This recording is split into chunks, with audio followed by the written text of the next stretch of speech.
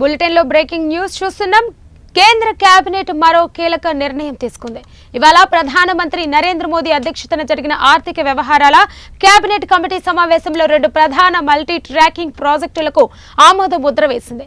జార్ఖండ్, కర్ణాటక మరియు ఆంధ్రప్రదేశ్లోని 7 జిల్లాలను కవర్ చేసే రైల్వే లైన్ డబ్లింగ్ కు కేంద్రం ఆమోదం తెలిపింది.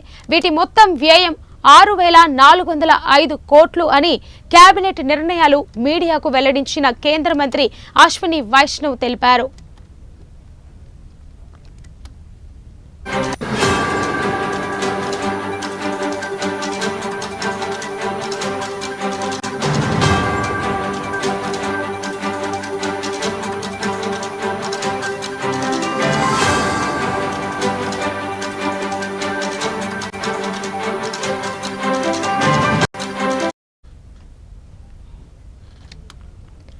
కేంద్రం ఆమోదించిన వాటిలో బళ్ళారి చిక్ బజార్ రైల్వే లైన్ డబ్లింగ్ ఒకటి.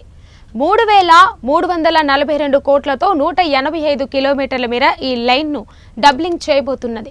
ఈ నిర్ణయంతో మంగళూరు పోలీసులు సికింద్రాబాద్తో అనుసంధానికి మార్గం సుగమం కానుంది. కర్ణాటకలోని బళ్ళారి, చిత్రదుర్గం, ఏపీలోని అనంతపురం మీదుగా డబ్లింగ్ లైన్ ఉండనుంది. ఈ డబ్లింగ్ లైన్తో వాణిజ్య రవాణా మరింతగా పెరగనుంది.